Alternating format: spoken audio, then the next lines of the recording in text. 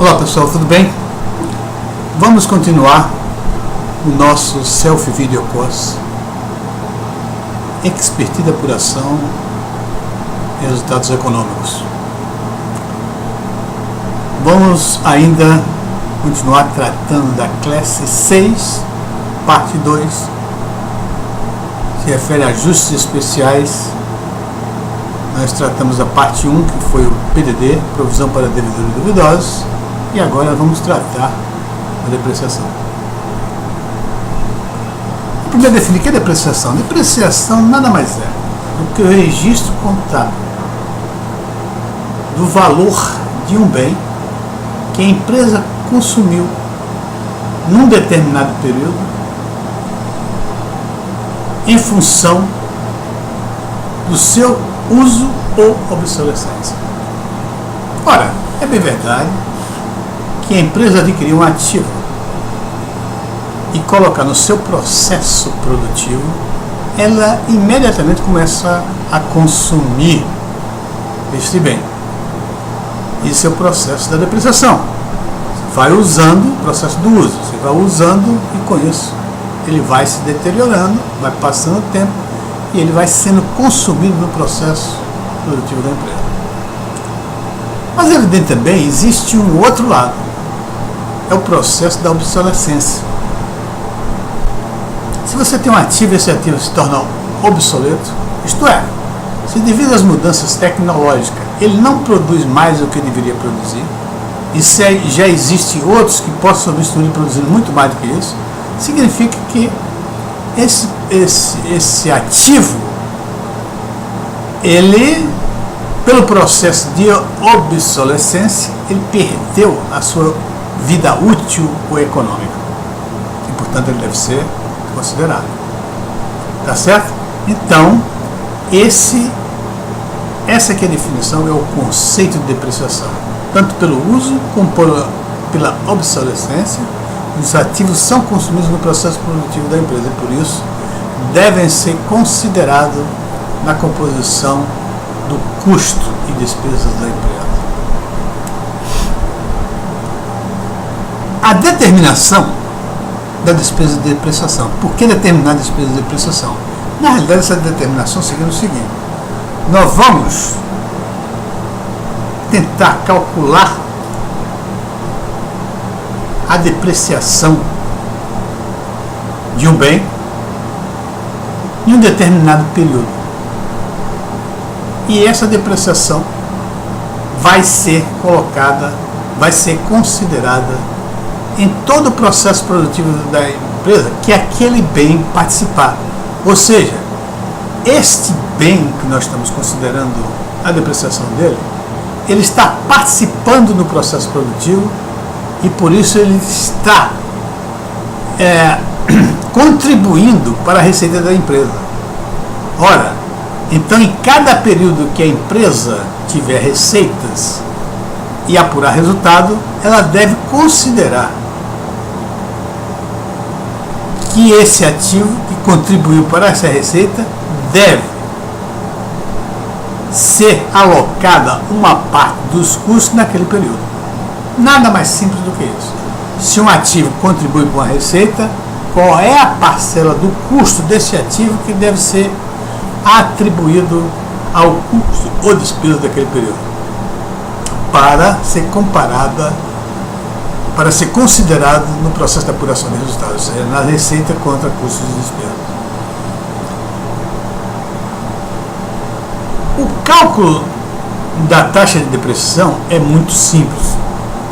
Ele depende do custo do ativo e da sua vida útil econômica. Em princípio, parece até que ele é muito simples de ser determinado corretamente, mas na realidade ele não é. Ele tem uma dosagem muito alta de estimativa, de consideração a respeito, etc. E com isso faz com que o cálculo da despesa de depreciação seja uma estimativa que pode ser grosseira ou não. Então, se nós temos, por exemplo, um ativo e esse ativo custou 100 mil, o custo dele é 100 mil, e a vida útil dele é de 10 anos, estimada em 10 anos, ou seja, ele vai passar dentro da empresa ajudando a produzir durante 10 anos. Então basta você dividir os 100 mil do custo disso, pelos 10 anos você vai encontrar a despesa anual, ou seja, 10 mil por ano será considerada como despesa desse ativo na apuração de resultado da empresa. Contudo, olha só, vamos observar que o custo também leva em consideração, a gente tem que fazer determinadas estimativas para chegar a esse custo. É muito simples, por exemplo, se uma empresa adquire um bem, um ativo e coloca na sua produção. Esse ativo, que é o mais simples, deve ser considerado o custo de aquisição, mais toda e qualquer despesas incorrida pela empresa para colocar esse ativo em atividade, em funcionamento. É esse o custo que vai ser considerado e dividido pela vida útil, estimada, por exemplo, em 10 anos. Então, aí nós encontraríamos. Ora, esse é o mais simples. Quando a empresa adquire um produto, por exemplo, a fábrica que ela adquire por 100 mil, por exemplo, imagina que aquela fábrica vai levar 10 anos, ela dividiu 100 mil por 10. Mas olha só, a fábrica normalmente ela é construída em cima de um terreno. Só que o terreno não é depreciável. E aí, como resolver o problema? Você tem na fábrica um terreno e tem os demais componentes da fábrica que são depreciados. A solução para isso aí é você fazer uma escritura de aquisição, uma escritura de compra, e estima-se qual é o valor do terreno e qual é o valor dos outros componentes da fábrica. O valor do terreno não será depreciado e o valor dos outros componentes será depreciado. Portanto, há nessa depreciação um componente baseado em estimativa. Mais difícil ainda, mais complexo, é quando a empresa produz o seu próprio equipamento. Quando a empresa produz o seu próprio equipamento, o custo disso é 90% estimado. Tem algumas coisas que são simples, são diretamente colocadas. Por exemplo, a matéria-prima colocada para a produção daquele produto. A mão de obra, mais ou menos, tem uma certa estimativa. As definições de vias foram atualizadas. Tá certo? E você vai ver que tem energia, tem luz, tem combustível, tem uma série de outras despesas que só chegamos a ela, ao valor dela, através de estimativa. Então tudo isso implica em você determinar o valor da depreciação. Bom, atualmente, né, a taxa de depreciação ela tem um determinado padrão que é considerado pela Receita Federal. Por exemplo, veículos têm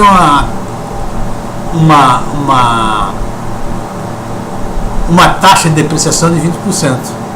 Ou seja, o veículo é considerado que ele tem 5 anos de vida. Então, por isso, a taxa de depreciação do veículo é de 20%. Para você encontrar isso, basta você pegar o veículo, um valor qualquer, 100, divide pela vida útil estimada dele, de 5 anos. 100 dividido por 5 dá 20%. Então, 20% ao ano do veículo será contabilizado. Tem máquinas e equipamentos considerados 10 anos. Edificações consideradas 25 anos. E assim por diante. Uma coisa que eu gostaria de conversar com vocês a respeito é vocês levar em consideração o seguinte: essas taxas ela tem um efeito muito grande no resultado da empresa, porque ela determina o valor da depreciação. Então é preciso muito equilíbrio,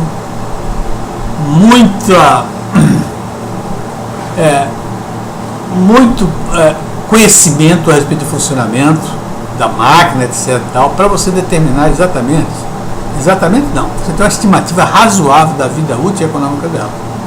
Evidentemente, você pode dizer, olha, eu não posso fazer nada porque a Receita Federal diz isso. Tudo bem, A Receita Federal é uma coisa, você vai calcular o lucro tributado.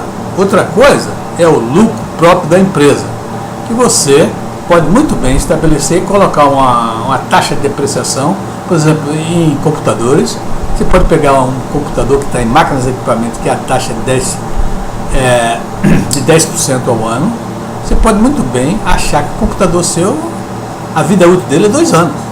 E fazer isso. Se a Receita não considerar, você, no resultado da empresa, muito bem, você está considerando a sua taxa estimativa de depreciação dos equipamentos. E na declaração de imposto de renda se adapta ou se coloca o cálculo de acordo com o imposto de renda. Isso não é grande problema em fazer isso. Mas o fato é que ele deve estar bem atento, porque essa coisa muda, e principalmente tecnologia muda constantemente. Então você compra um equipamento que vive 10 anos, daqui a pouco o equipamento só vive 5 anos, daqui a pouco ele só vive 2 anos, porque ele se torna obsoleto. E nós vimos que a depreciação tem como base o uso e a obsolescência do equipamento. Muito bem? Bom, como contabilizar a depreciação? A depreciação tem 2 maneiras de você fazer o cálculo da depreciação. Uma é a depreciação direta e outra é a depreciação indireta. Olha só, a depreciação direta, ela diz o seguinte: se eu tenho um bem que custou 1.000, como está aqui no nosso exemplo, e esse bem é um veículo, portanto tem 5 anos de vida considerada, então ele tem uma depreciação anual de 20%. 20% é 200. O que ele está dizendo aqui na depreciação direta? Olha, se eu tinha um bem cujo custo foi 1.000 e ele é depreciado em 20% num ano, obviamente eu vou debitar despesa de depreciação 200 e creditar ao custo corrigido este valor. Então o que nós vamos ter? Nós vamos ter no ano seguinte já um custo corrigido deste veículo, ou seja, ele passa a ser no ano seguinte 800 e assim por diante, vai até chegar ao final. No final aqui de 5 anos nós temos essa situação, depreciação direta. Aqui nós vamos olhar algumas coisas. Primeiro, se a contabilidade tiver custo corrigido 200 e depreciação aqui 200, que foi do ano, isso significa o seguinte, que esse bem aí ainda está em atuação. Se eu for analisar e fizer algumas perguntas, essa maneira de contabilizar não vai me responder. Por exemplo, eu quero saber quanto custou esse bem no início. Quanto aqui nesse último ano que a gente está dizendo. Mas se eu tenho um balanço na mão, não sei se é o último ano desse custo corrigido. Quanto é que foi depreciado até o momento? Não existe nada disso. A informação que eu tenho aqui é que existia um saldo de 200 e a depreciação foi 200, portanto, por isso ele zerou. Significa que o veículo foi totalmente economicamente depreciado. Isso que ele quer dizer. Mas não me diz quanto foi depreciado, qual é o valor inicial, nada disso ele me diz. Se eu quero saber, por exemplo, estou com o balanço está dizendo que tem um veículo de 200 e uma depreciação no ano de 200, isso não me diz nada se é um veículo novo ou se é um veículo antigo, tá certo? Eu não posso concluir com base nessas informações. No qualquer ano aqui, que eu esteja no 4º ano, eu tenho o valor do custo corrigido de 400 e tenho a depreciação de 200. Não sei também se é novo ou velho, tá certo? Por isso é que esse método foi mudado e passou a fazer uma depreciação indireta. Na depreciação indireta, se faz um débito de despesa de depreciação e um crédito de depreciação acumulada, ou seja, um fundo de depreciação. Isso aí vai te dar todas as informações que você queria antes e que não tinha.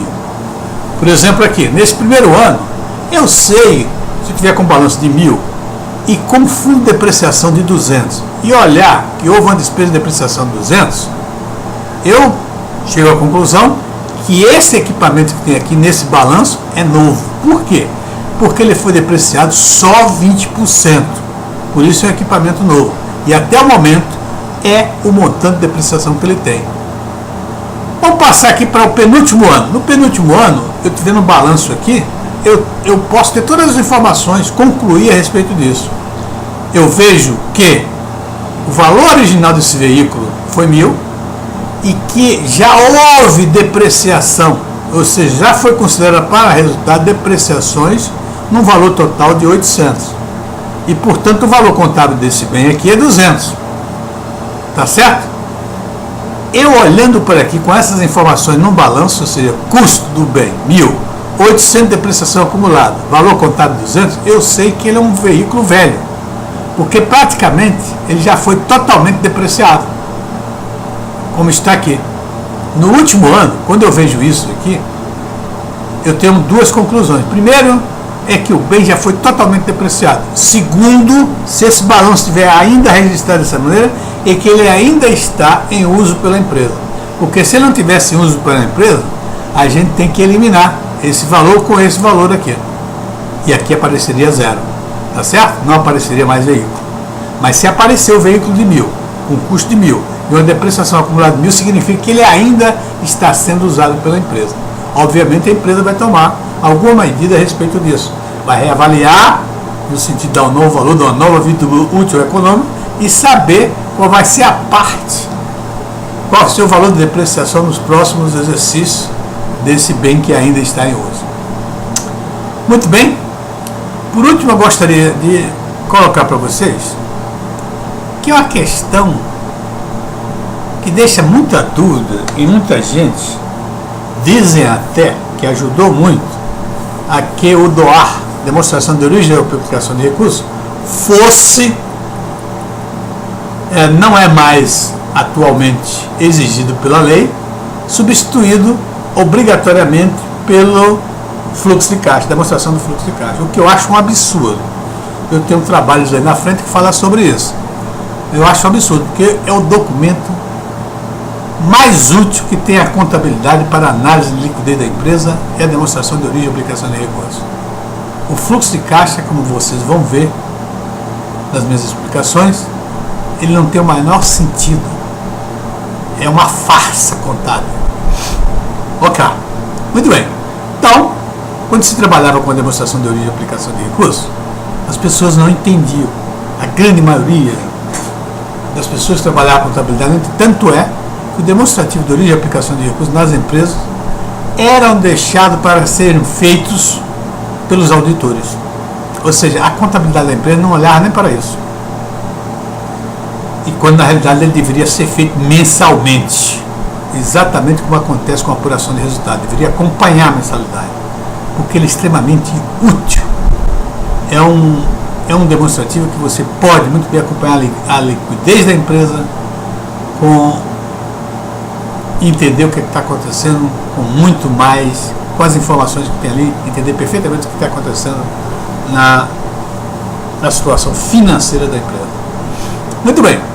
Então ali existia o seguinte: como o DOAR começava com o resultado do exercício, e está dizendo o seguinte, que o capital de giro, o resultado do exercício, afeta o capital de giro. Então colocava o resultado de giro como início da demonstração de origem e aplicação de recursos. Mas tinha alguma despesa que não influenciava o capital de giro, que não impactava no capital de giro. Uma delas, por exemplo, depreciação. Então ela era estornada e dava alguma confusão, porque não sabiam interpretar se a depreciação era origem ou não de recursos. Muito bem, na realidade nunca foi. A depreciação era estornada porque ela não afeta capital de giro, a despesa de depreciação. Preste bem atenção. Se nós olharmos, a depreciação está no permanente. Ora, se está no permanente, em princípio ela não afetaria o capital de giro. Mas se a despesa de depreciação for custo, se for custo de depreciação não despesa, por exemplo, uma máquina e equipamento que trabalha para a produção da empresa, evidentemente a depreciação dessa máquina e equipamento vão para onde? Para produtos elaborados, produtos acabados da empresa. Portanto, ele aumenta o valor do estoque. Aumentando o valor do estoque, ele aumenta o ativo corrente. Como capital de giro é ativo corrente menos passivo corrente, ele influencia sim o capital de giro e deve ser considerado. Contudo, a despesa de depreciação, ela não afeta capital de giro. Por quê? Ela é debitada da despesa, mas é creditada a um fundo de depreciação no próprio permanente. Então isso não afeta capital de giro, porque o permanente não pertence ao capital de giro. Às vezes as pessoas interpretavam dizendo, olha, a depreciação não afeta o capital de giro porque não há saída de dinheiro. Não é verdade. Porque a provisão para devedores duvidosos não tem saída de dinheiro e ela afeta o capital de giro. Como? Lógico. Se eu tenho valores a receber, se eu calculo uma provisão para devedores duvidosos, o que eu estou fazendo? Estou reduzindo meus valores a receber. E meus valores a receber estão registrados dentro de quê? Dentro do ativo corrente. Então reduz o ativo corrente. Portanto, o PDD, sem saída de recurso nenhum, afeta o capital de giro. A depreciação não afeta o capital de giro, não porque não há saída de recurso, mas porque o permanente, onde ela é calculada, não pertence ao capital de giro. Por outro lado, vocês viram que o custo, a depreciação, o custo, ela afeta o capital de giro. Não há saída de recurso, mas ela afeta, ela aumenta o valor do estoque, porque ela faz parte do custo do produto produzido. Ok? Meus amigos, desculpa, meus amigos, eu quero agradecer a atenção de vocês e dizer novamente que aprender é repetir. Vocês podem repetir esse tape várias vezes até entender tudo. E se ainda restar alguma dúvida, pode ligar para mim, o seu professor Álvaro Guimarães de Oliveira, que eu tenho o maior prazer de sanar qualquer que seja a sua dúvida. Muito obrigado e até a próxima aula, que será a classe 7.